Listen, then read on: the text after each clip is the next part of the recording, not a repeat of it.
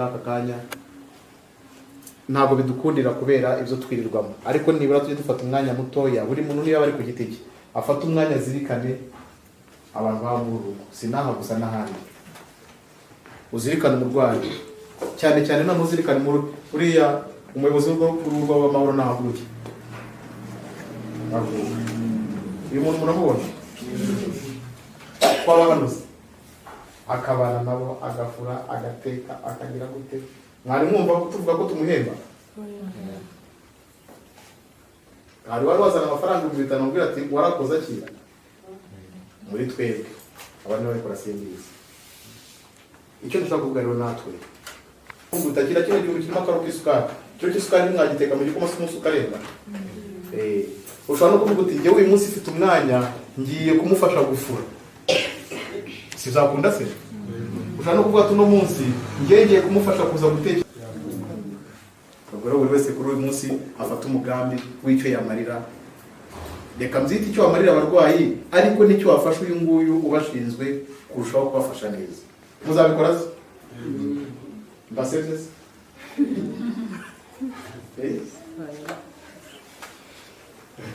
Umutagize gukora kuri uyu munsi agenda abitekerezeho. Mwambwiye ngo ku cyumweru ntacyo ari Vestina umubitsi wacu muzamurebe abibafashemo, sibyo? Abantu kwa padiri ntabwo ari kure. Yewe wenda nutabona n'umwanya wo kuza uzagenda ubwitse zirakora nateganyije akira uzakanyeze mu rugo rw'amahoro. Imana yonyine ibireba izamenya icyo wakoze, sibyo? Muzabikora abafasha umuntu ku giti cye, kabara agasabune kazabaza kumukenera gufura, niba harimo agasukari mwateka agakoma, niba harimo udushyimbo, agatoki kageretse ku maminwa kararyoha. Utuntu nk'utwo ngutwo si twinshi, ariko uko Imana yadushoboje nuko nguko. Ubwo rero twari tuje muri urwo rwego kugira ngo tubabwire ngo mukomeze kwihangana, Imana muri kumwe, ntabwo ibatererana. Hanyuma ariko nkasaba n'aba Poweri Catholic turi kumwe aha ngaka kanya, ntabwo bidukundira kubera ibyo twirirwamo, ariko nibura tujye dufata umwanya mutoya, buri muntu niba arabona umwanya twirinde ngo navugaga nitugeze nka Kristo. Ngaho umuntu muri siporo atari guterere hasi, atari guterere hejuru.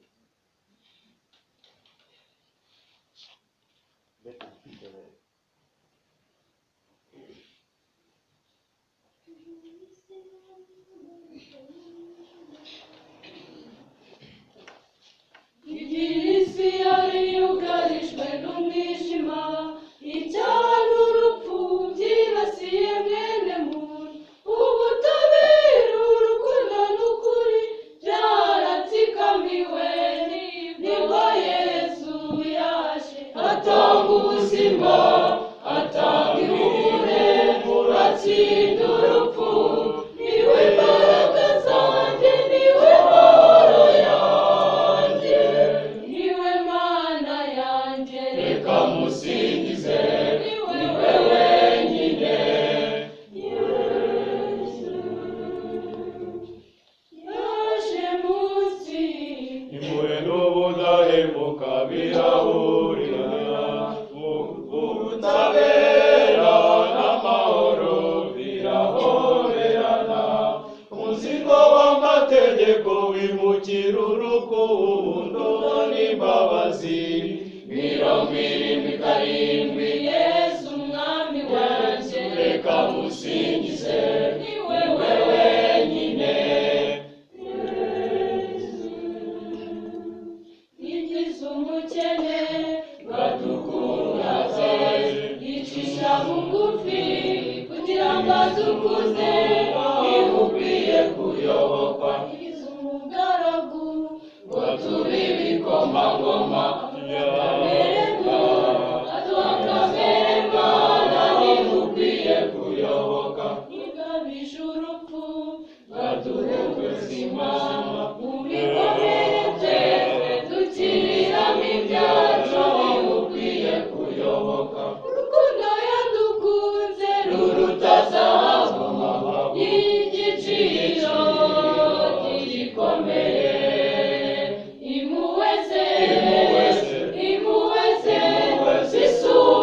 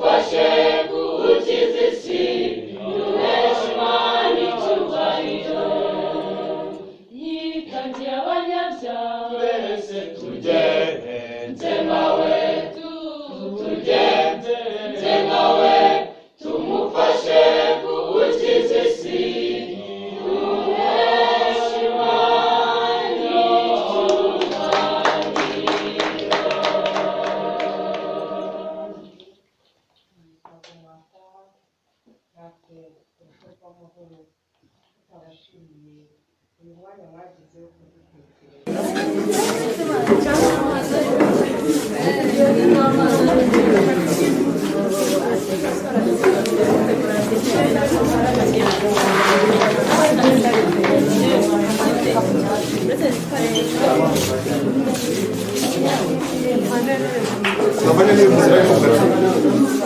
Vezera.